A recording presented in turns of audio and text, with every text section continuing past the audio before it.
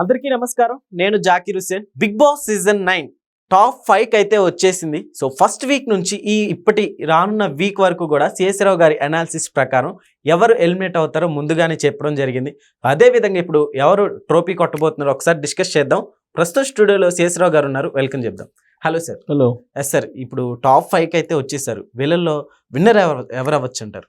So దీని మీద అందరూ ఆసక్తి నెలకొంది.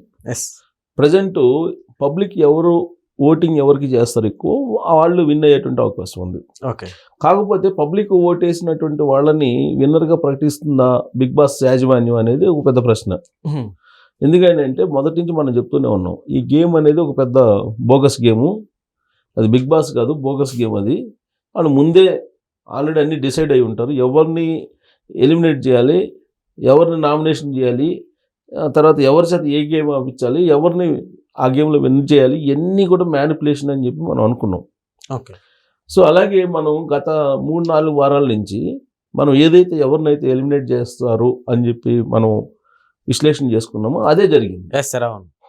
అది ఎస్టిమేషన్ ఎలా చేసాం మనం ఎస్ అని అంటే, మనం కూడా ఒక స్టూడియో నడుపుతున్నాం. మనకు కూడా రేటింగు మన షోకి ఎలా వస్తుంది, రేటింగ్ ఎలా వస్తుంది, ఎలా చేస్తే వస్తుంది అనేది అవగాహన ఉంది. కాబట్టి ఖచ్చితంగా బిగ్ బాస్ నిర్వాహకులు కూడా అదే చేస్తారనేటువంటి ఉద్దేశంతో మనం అది అంచనా వేయగలిగాం. అవును. సో ఇప్పుడు సంజన ఉంది, సంజన కంటిన్యూ అవుతుంది. ఆవిడేమన్నా టాస్క్లు గెలిచిందా? టాస్కుల్లో ఏమన్నా యాక్టివ్గా పార్టిసిపేట్ చేసిందా? ఓకే. లేదు కదా. మరి సంజన ఎందుకు కంటిన్యూ అవుతుంది అని అంటే రేటింగ్. ఓకే. ఆ షోకి రేటింగ్ ఇస్తుంది ఆవిడ. ఆవిడకున్నటువంటి పిఆర్ వ్యవస్థతోటో లేకపోతే ఆవిడకి పూర్వం ఉన్నటువంటి సినిమా గ్లామరు, సీరియల్స్ గ్లామర్ తోటో మొత్తం మీద రేటింగ్ వస్తుంది ఆవిడ కారణంగా, అందుకని ఉంచుతున్నారు. ఓకే. లేదంటే ఆవిడ ఎప్పుడో ఎలిమినేట్ కావాలి కదా మామూలుగా అయితే, కానీ ఆవిడ కాల. ఎలిమినేట్ అయింది ఎవరు? ఇప్పుడు మొన్న సుమన్ శెట్టి, తర్వాత భరణి. వైల్డ్ కార్డ్ ఎంట్రీలో వచ్చారు. ఎవరు? భరణి.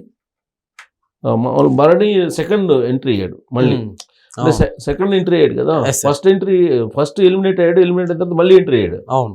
సో మళ్ళీ ఎలిమినేట్ అతను ఎంట్రీ అయిన తర్వాత ఆయన బాండ్స్ ఇవన్నీ పెట్టుకొని ఆయన గేమ్ని ఆయన పర్ఫార్మెన్స్ చూపించలేకపోయాడు అని చెప్పి ఆయన పంపించేశారు. దాంతో అసలు బాండ్స్లో ఇరికిచ్చింది ఎవరు? భరణిని బిగ్ బాసే కదా. అవును. తనుజతో ఒక బాండింగ్, తర్వాత దివ్యతో ఇంకో బాండింగ్ నడిపాడు కదా.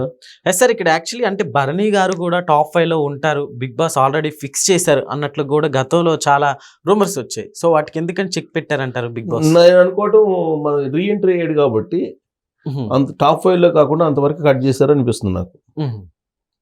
లేదంటే ఖచ్చితంగా టాప్ 5 లో ఉండేవాడు. ఓకే. ఇప్పుడు సుమన్ శెట్టి ఉన్నాడు. సుమన్ శెట్టిని కొంతకాలం పాటు లాక్కొచ్చారు. సుమన్ శెట్టిని పంపించేశారు. ఇప్పుడు డెమో పవన్ ఉన్నాడు. డెమో పవన్ ఇప్పుడు ఆ డెమో పవన్ అమ్మాయి రీతు చౌదరి ఉన్నంత వరకు వాళ్ళిద్దరి మధ్య బాండింగ్ నడిపారు. ఇదంతా ఎలా చేస్తున్నారంటే వాళ్ళ రేటింగ్ కోసం, షో రేటింగ్ కోసం మాత్రమే చేస్తున్నారు. ఇప్పుడు ఈ మధ్య ఒక రివ్యూ కూడా వచ్చింది. ఇప్పటి వరకు సీజన్ 9లో వచ్చినటువంటి రేటింగ్ గతంలో సీజన్లకు రాలేదు, అంత రేటింగ్ ఉంది అని అంటున్నారు. అంటే ఆ షో రేటింగ్ని బట్టి దానికి వచ్చేటువంటి అడ్వర్టైజ్మెంట్స్ పనికి వస్తాయి, ఆధారపడి ఉంటాయి. ఓకే. ఆ అడ్వర్టైజ్మెంట్ కారణంగా వచ్చేటువంటి డబ్బు ఏదైతే ఉందో అదే వాళ్ళకి ప్రాఫిట్. అల్టిమేట్గా వాళ్ళు చేసేది బిజినెస్. ఆ బిజినెస్ కోసం వాళ్ళు చేస్తారు తప్పితే రియాలిటీ గేమ్ అని చెప్పి పేరు చెప్పి అది బోగస్ గేమ్ అనేది మొదటి నుంచి అనుకుంటున్నాం మనం. సో కాబట్టి ఇప్పుడు వాళ్ళ రేటింగ్ ఎవరు ఇవ్వగలిగితే వాళ్ళకే ప్రాధాన్యత ఇస్తారు వాళ్ళు. ఇప్పుడు తనుజ ఉంది. ఇప్పుడు తనుజని గత 2 రోజుల నుంచి మొన్న ర్యాగింగ్ చేశాడు. ఒక రకంగా చెప్పాలంటే హోస్ట్ నాగార్జున ర్యాగింగ్ చేశాడు. నాగార్జున గారు ఏం చేశారు? విలన్ అంటున్నాడు. విలన్ అని మొన్న వారం ఎలిమినేషన్ జరిగినప్పుడు టాప్ 5లో ఎవరుంటారనే దాని మీద ఆయన ఓటింగు అవన్నీ దాని ఆధారంగా సెలెక్ట్ చేశారు కదా.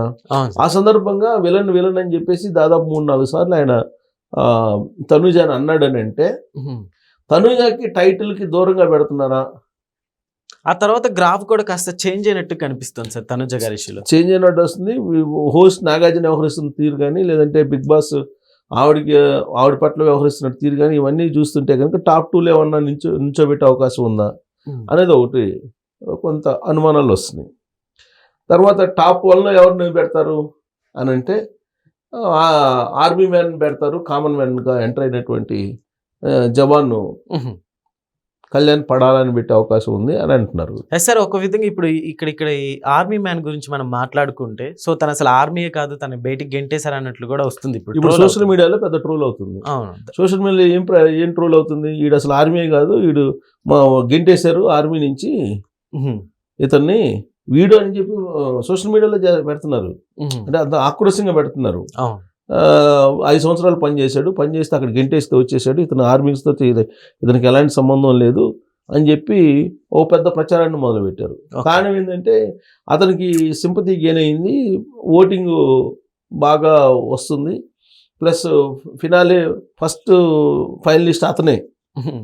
సో కాబట్టి అతనికి కొంచెం అతని గేమ్ కానీ తనుజ తోటి ఇప్పుడు బాండింగ్ ఏర్పడటం ఇవన్నీ అతన్ని టైటిల్ విన్నర్గా చేసే అవకాశం ఉంది అనేటువంటిది వినిపిస్తుంది. అందుకే ఇప్పుడు బహుశా తనూజకు సంబంధించినట్టు పిఆర్ఓలు కానీ పిఆర్ఓ వ్యవస్థ, లేదా సంజనాకు సంబంధించిన పిఆర్ఓ వ్యవస్థ కానీ, లేదా ఇమాన్యుయల్కి సంబంధించిన పిఆర్ఓ వ్యవస్థ కానీ, బహుశా నేను అనుకుంటా ఇమాన్యుయల్కి లేదనుకుంటా పిఆర్ఓ వ్యవస్థ, డెమోకి కూడా లేనట్టుంది. ఈ పిఆర్ఓ వ్యవస్థ వీళ్ళిద్దరికి ఉంది, తనూజకను సంజనాకి. ఓకే సార్, ఇక్కడ ఇమాన్యుయల్ గురించి ఏం చెప్తారంటే ఇమాన్యుయల్ కూడా గెలిచే అవకాశాలు ఉన్నాయి అన్నట్లు కూడా నడుస్తుంది. ఇమాన్యుయల్ గెలవనివ్వరు, గెలవని అవకాశమే లేదు.